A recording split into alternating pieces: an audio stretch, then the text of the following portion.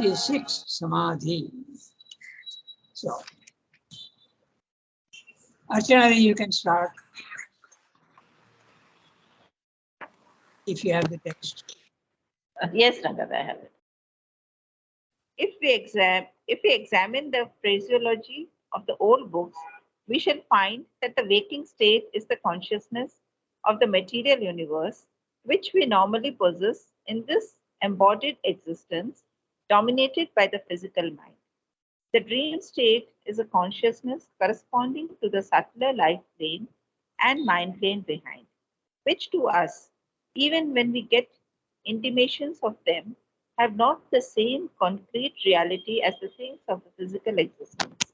The sleep state is a consciousness corresponding to the supramental plane proper to the gnosis, which is beyond our experience because our causal body or envelope of gnosis is not developed in us. Its faculty is not active, and therefore we are in relation to that plane in a condition of dreamless sleep.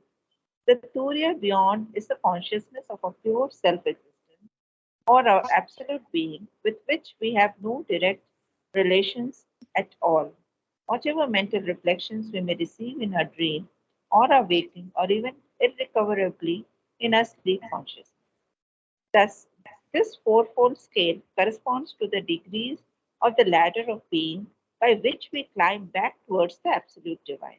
Normally, therefore, we cannot get back from the physical mind to the higher planes or degrees of consciousness without receding from the waking state, without going in and away from it, and losing touch with the material world. Hence, to those who desire to have the experience of these higher degrees, trance becomes a desirable thing, a means of escape from the limitations of the physical mind and nature. Okay, so we'll go through each sentence and see what is it. If we examine the phraseology of the old books, they often refers to all our scriptures as the old books, okay? Or our ancient wisdom and these things. So he's talking of the Upanishads and the Raj Yoga systems and all that. So, if we examine the phraseology of the old books, the way the words are, we shall find that the waking state is the consciousness of the material universe which we normally possess in this embodied existence dominated by the physical mind. So let's have a clear idea of what is saying. The waking state, I am aware of the physical world. Okay? Is a consciousness of the material universe. Everything in the physical universe and today, I am aware of it.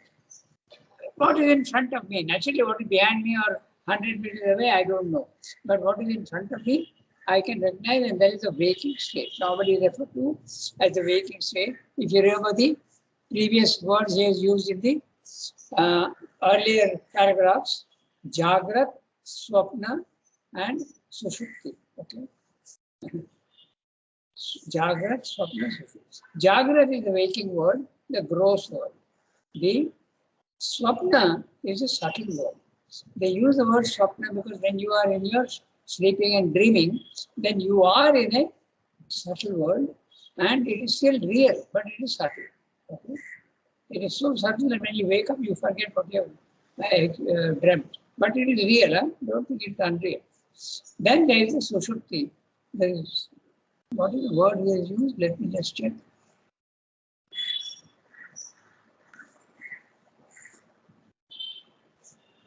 There in italics, just once again. Sushupti, yeah. It has used words, Sushupti. So, deep sleep. So, these are and then there is a fourth, which is beyond all these, which is the unmanifest. So, he is dividing the ancient books, as he says, divided into 4 bits. Okay? The waking world or the physical world, then the subtle world, then the causal world, which is the deep sleep. And beyond that is the unmanifest, which if you go there, if your soul goes there, it can't come back to give a report. Okay?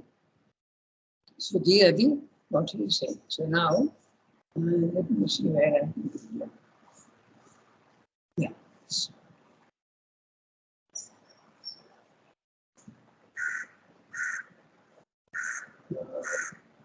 My computer is playing games with me.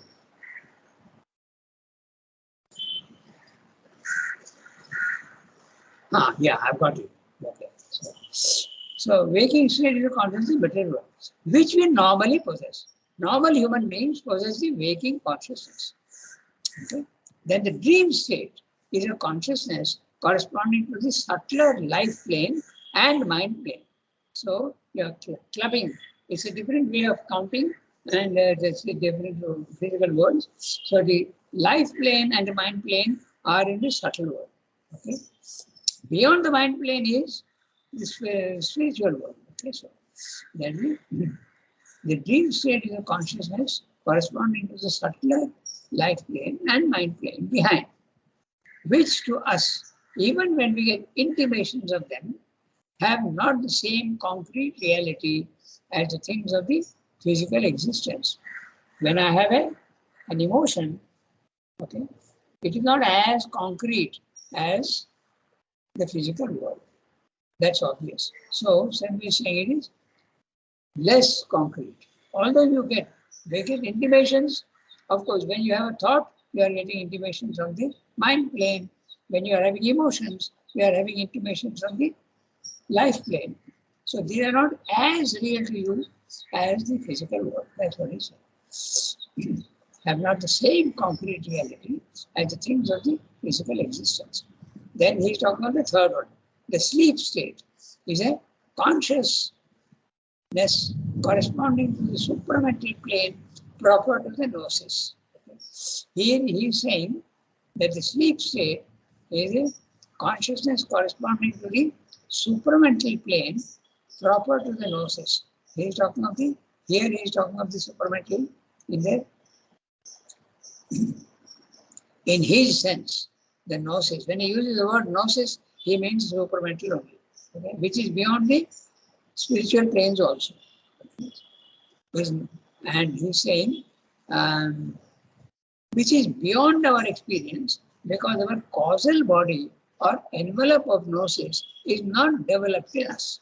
Its faculty is not active, and therefore we are in relation to that plane in a condition of dreamless sleep. I'll just make a small comment on this, maybe to understand what this.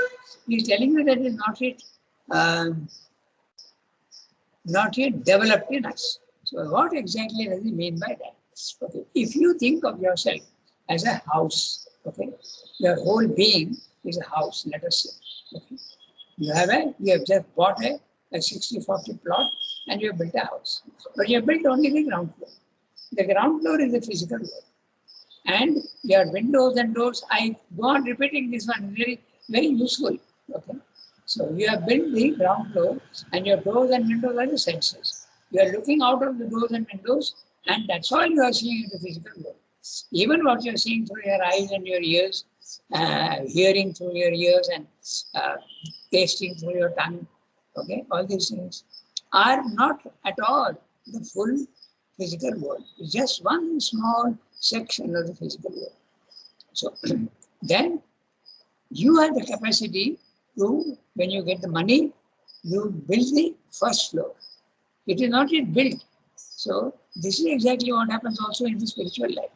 You have a body mind life, but you have not yet built your, by yoga, you can build your first floor, you can build your second floor, you can build your third floor, you can build right up to the 7th floor.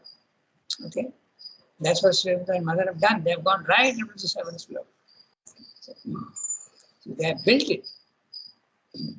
Okay, so this is what he's saying. Not yet developed. It is there, the material, the potentiality is there, but it is not yet developed. Its faculty is not active. What are the faculties? If you have a first floor, you go out to the terrace and then your view of everything increases like anything. You can see so much more. So that's a faculty.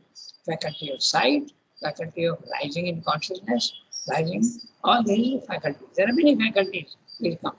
Okay, all these clairvoyance, clairaudience, okay, understanding of the things, subtler things, all these are the faculties that is talking about. Each plane of consciousness has got its faculties. We'll discuss all those things one day, okay, when we come to those different planes: higher mind, living mind, intuitive mind, overmind. Faculties are not active. Even if they are potentially there, they are not active. And therefore, we are in relation to that plane in a condition of dreamless sleep. It's not as real. Can I ask a question? Yes, Yasmin. You know, when we sleep, we also go into the subconscious. So Yes. that is also dreamless sleep. Subconscious, when you go into, it is not dream, it is very confused dreams. Because the subconscious is a place like your cellar in which you throw everything that you are not needing for the time being. Okay? You go on throwing everything there. It's all pell-mell. It's like a pond into which you are going on throwing all sorts of things. They don't disappear, but they are there in a very helter-skelter, unorganized manner. And these can come up in your dreams. And when you get these dreams, they are very often unrelated, disorganized sort of dreams. Okay, that's the nature of the subconscious dreams. But when you go into your intraconscious, they are very meaningful, but they are also symbolic and not very easy to understand. Okay, I'll give you one or two examples, then probably you will understand. Okay. The subconscious is always confused dreams. Okay? Very confused dreams. All sorts of things can happen there. But when you go into your intraconscious, these symbols that you see are always very meaningful. Okay? Many, many examples can be given. Okay? One example only I'll give you. Okay, so when you go there, suppose you are seeing, okay, that small animals are coming out of your legs. This is an image which I saw actually. I'm being very frank, I'm telling you. So what does it mean? It means that with time, the legs are the lowest part of you. And these animals are the animal propensities in you. Okay? Greed, anger, jealousy, and all these things are coming out of the bottom. They'll be slowly being eliminated. So you have to get the clue to these symbols, and then you can get the. So although in the intraconscious or the subliminal being, or you can even call it the inner being, these symbols are always, they look very peculiar, okay? But they are always meaningful, very meaningful. But you must get the hang of it. You must get the, what are these symbols meaning? So there are different types of symbols. They are several explained this also. And I'm talking of this because Yasmin raised the question of the subconscious. Okay, so subconscious dreams are very confused. The intraconscious dreams are not confused. And if you get the superconscious dreams, you won't remember mostly. Okay, and even when you remember, they may not make much sense to you. So that's it. Dream world. So I explained that there are symbols, there are three types. One is physical symbols. Okay. For instance, when you think of a mountain, okay, it's a height. Okay. It goes to, or you see the sky or the sea, it suggests wideness and vastness. Okay, so these are all symbols. Or if you see a red light, okay, it may be warning you not to do something, okay, in traffic. Okay, so these are the type of symbols which you have to. These are the normal physical symbols. Then there are psychological symbols, colors. Okay, green, violet, all these colors are of the vital. The physical is always red. Then there is also the yellow, which is of the mind planes of consciousness. So these are the colors. The psychic is pinkish. Okay. Then the Srimdo's light was blue, mother's light was white. So these are all also symbols of different. Then there are universal symbols, and there are also symbols which are very specific to you, to the person. Okay. I'll give you an example. Okay. Suppose I have seen a person in the physical world. Let's say X. Okay. Let's say X. He is a very angry person, for instance. Okay. Now, in your dream, you see that X is dying. This is a symbol which you have to interpret correctly.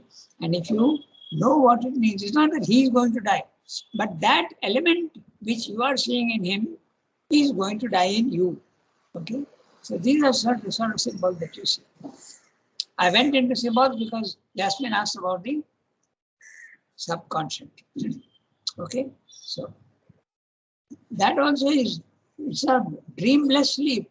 So when we saying dreamless, no, she is not saying dreamless. What's she saying? He's saying, yeah, he's saying dreamless. Okay. His faculties are not active, dreamless sleep. Okay. So that's a subtle word. Then we go to the sleep state is a consciousness. Oh, the sleep state is a dreamless state.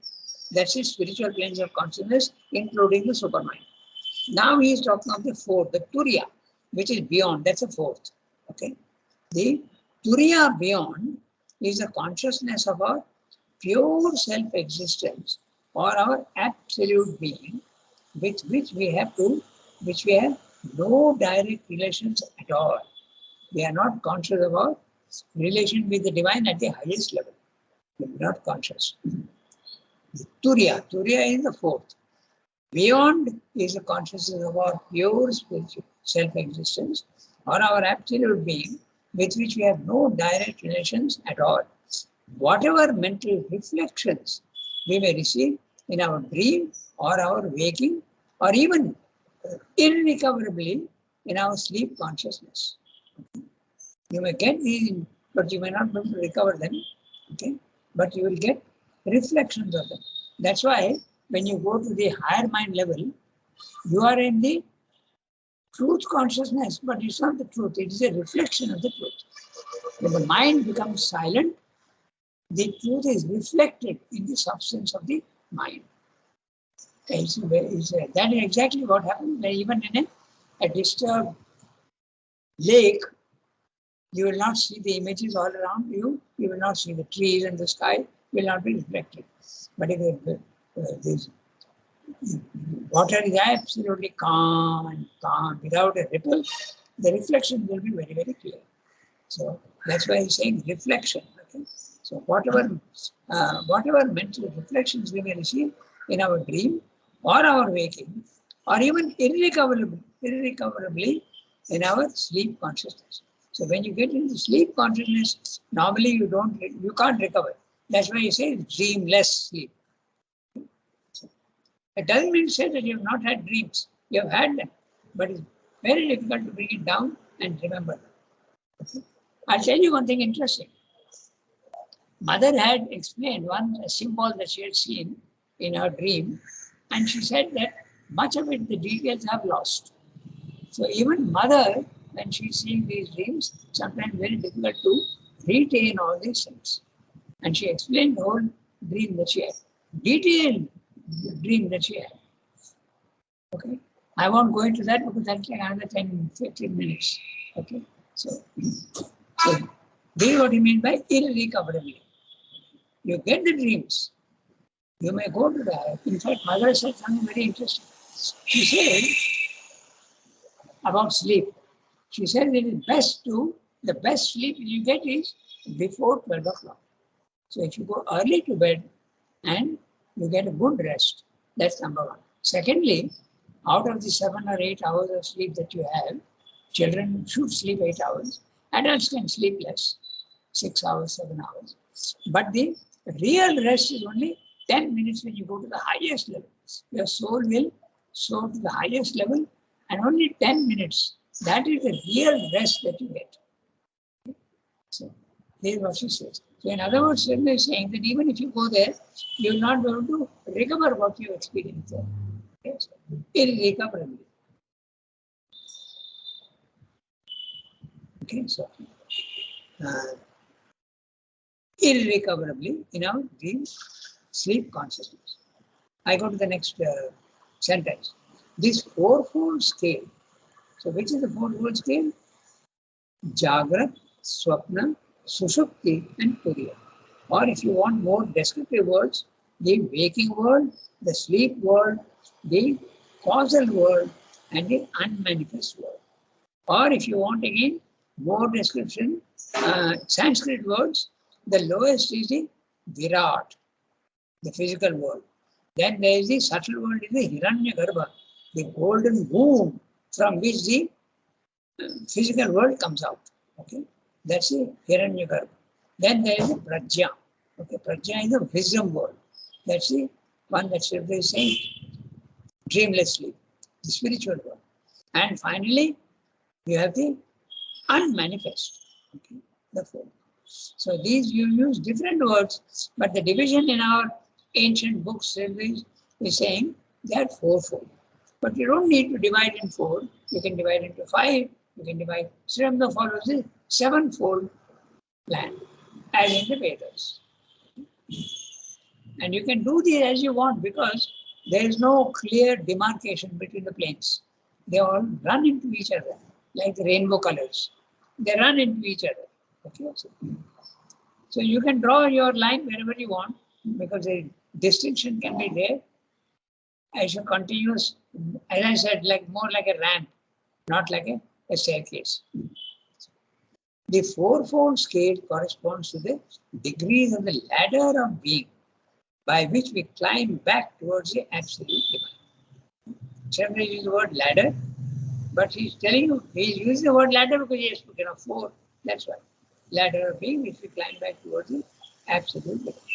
Normally, therefore, we cannot get back from the physical mind to the higher planes or degrees of consciousness without receding from the waking state. So if you go to the terrace, you are not there in the ground floor anymore. So that's what it's saying. So when you go up there, you have to leave your waking consciousness and go there. That is the interpretation of the samadhi. Okay. But we'll come to waking samadhi later on. Okay, so this is what he's saying. Normally, therefore, we cannot get back from the physical mind to the higher planes or degrees of consciousness without receding, without leaving behind, without leaving them behind from the waking state, without going in and away from it and losing touch with the material world. If you want to have samadhi, this is what the old books are saying. Certainly is not saying that. Okay? You have to lose your waking life consciousness and go inside. Okay? Hence, to those who desire to have the experience of these higher degrees, trance becomes a desirable thing, a means of escape from the limitations of the physical mind and nature. But is it possible to have a waking samadhi? So we will tell you that yes, that is also possible. So we can read the next one, the next para. Ranga? Yeah, tell me. Yes, I have two small questions. The first one is the second state, the dream state, is the related, connected to the life divine we studied. The dream state is subliminal. Can you say? Yes, that's right. Mm-mm. When Okay, you go okay, into a subliminal or the Mhm. inner being, yeah, you are in the subtle world. Okay. That's And my second question is, this is about the word. In the book, Sri Aurobindo said, whatever mental reflection we may receive. So when you say like a reflection, that's almost always about mental. We don't use the word reflection when it comes to the vital or the physical. That's right. You have to go beyond the Ah, body-mind life. When you go beyond the body, when your mind is silent, we spoke about the silent mind. So there are no thoughts. And it's like a lake which is absolutely calm and quiet. The substance, the water in the lake is not moving. The thoughts in the mind are not moving. The substance, mental substance becomes absolutely calm and quiet. Then there's a reflection of the higher truths. And you understand much more because you're seeing the higher truths, but you're seeing them in reflection. Rangada, can you say like a vital reflection or physical reflection, not only mental reflection? Can that be No, possible? the reflection is of the truth. Mm-hmm. Sunki, the reflections are of the truth above. And the reflections cannot be experienced in a disturbed mind, or they cannot be disturbed in a vital atmosphere or in the physical. The truth is not available to you in the physical, vital, and mental. It is not available. So when you What go, about huh? what about calmed down vital? Calmed down vital? Can that be a calm vital will help the silent mind, certainly.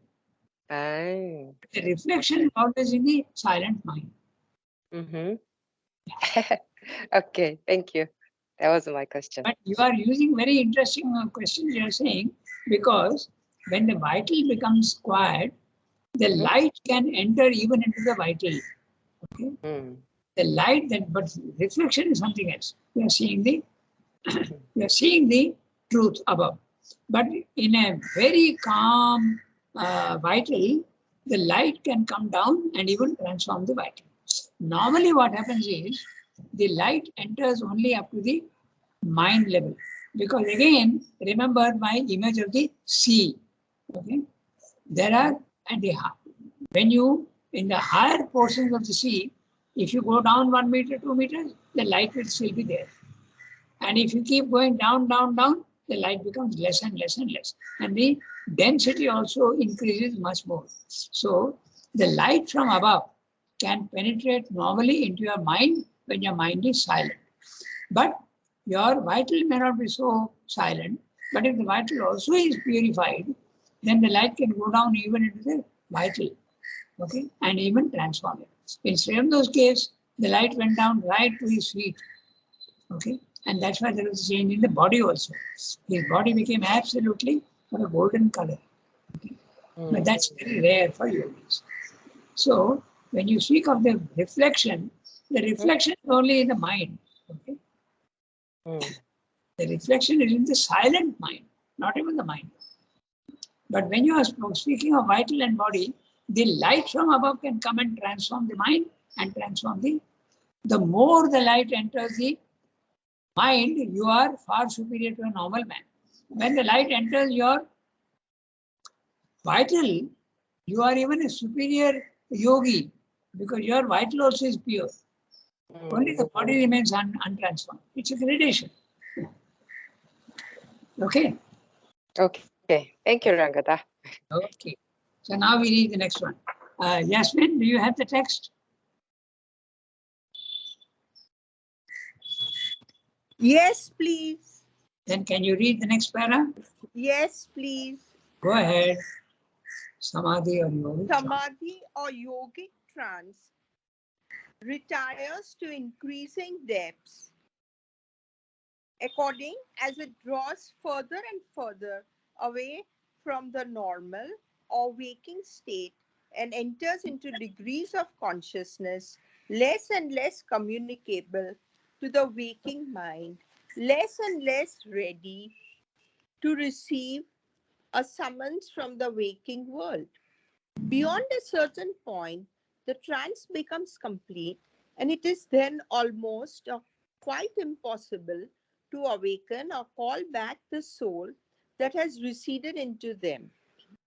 It can only come back by its own will or at most by a violent shock of physical appeal, dangerous to the system owing to the abrupt upheaval of return. There are said to be supreme states of trance in which the soul, persisting for too long a time, cannot return, for it loses its hold on the cord which binds it to the consciousness of life, and the body is left, maintained indeed, in its set position, nor dead by dissolution, but incapable of recovering the ensouled life which had inhabited it. finally, the yogin acquires at a certain stage of development the power of abandoning his body definitely without the ordinary phenomena of death by an act of will or by a process of withdrawing the pranic life force through the gate of the upward life current Udana, opening for it a way through the mystic Brahma Randhra in the head. By departure from life in the state of Samadhi, he attains directly to the higher status of being to which he aspires. Krishna is giving many examples of what can happen when you go into the higher planes of consciousness. We have got 5-6 minutes, so we'll quickly go through it. We can finish this paragraph. Very simple. Samadhi or yogic trance retires, goes away to increasing depths according as it draws farther and farther away from the normal or waking state. If you keep going higher and higher, you are losing more and more contact with the physical world and enters into degrees of consciousness less and less communicable. The higher you go, the more you cannot remember also. Okay, that's what he's saying. The higher you go, the connection between the physical and the state of consciousness becomes more and more thin, more and more unrecoverable. Okay? And enters into degrees of consciousness less and less communicable to a waking mind, less and less ready to receive a summons from the waking world. So, what do you mean by that? Suppose someone calls you. You are in a state of samadhi and someone calls you. You are not in a condition to receive a summons from the waking world. Someone calls you, but you are not going to answer because you are not even heard. The ears have heard, but not the consciousness. So that's what he's saying. Summons from the waking world, if someone calls you, or there's a noise which wakes you up. He explaining further. Beyond a certain point, the trance becomes complete, and it is then almost or quite impossible to awaken or call back the soul that is receded into that. So he is saying very vaguely, beyond a certain point. Why? Because it depends on the individual. Okay? It depends very much on the individual. Beyond a certain point, the trance becomes complete, and it is then almost or quite impossible to awaken or call back the soul that has receded, that has withdrawn into that. It can only come back by its own will, or at most by a violent shock of physical appeal, dangerous to the system, owing to the abrupt upheaval of return. So, this is something that everybody should not understand also. To wake up a child who is sleeping deeply, you should never call him. And some parents even go and throw water on him to wake him up. This is the worst possible thing that you can do. It can harm the child very much. You have to very gently stroke him, softly call him, and tell him to wake up. And if he does not, no shaking should not be there. It should really gentle. You have to be very patient. Okay? So you have to wake up the child in this way, very small. Never in a violent manner. All this shouting and waking, get up, it's time, or throwing a little bit of water, sprinkling water, all the worst possible thing you can do. Okay? The violent shock of physical appeal, dangerous to the system, owing to the abrupt return. There are said to be supreme states of consciousness. By the way, there are said, Srimad is not saying, it's not an absolute rule, but the others are saying. Not that Srimad disagrees, but they are conditioned. There are said to be supreme states of trance in which the soul persists too long time, cannot return. For it loses its hold on the cord. What is this cord that he's talking about? It's known as the silver cord. There is when you go out of your body, you are going out of your body every day in sleep. You are going out of your body and it's unconscious normally. Okay. Some children even have had the conscious experience of seeing their body lying on the bed, but it's usually, and there is a connection between your body and the soul that has gone out. It's connected with a a subtle cord, and that cord is called the silver cord. It is that which pulls you into your own body and not into another body. Okay, so that's the connection. The silver cord. It's a subtle truth. Huh? It's not something imagination, or it's not an image. It's a reality. The silver cord, which binds it to the consciousness of life, and the body is left maintained indeed in its set position, not dead by dissolution, but incapable of recovering the ensouled life which had inhabited it. So that's why very often yogis are buried, but not in a sleeping manner. Huh? They are made to sit and then they are buried. So finally, that's what Siddha is saying, maintained in a set position. Okay? Not dead by dissolution, but incapable of recovering the ensouled life which had inhabited. Now he's speaking about Ichha Mrityu. Finally, the yogin acquires at a certain stage of development the power of abandoning his body definitely without the ordinary phenomenon of death by an act of will. And there is that footnote, act of will is Ichha Mrityu. You decide to leave the body, okay, and go out of the body consciously. So, just 1 minute.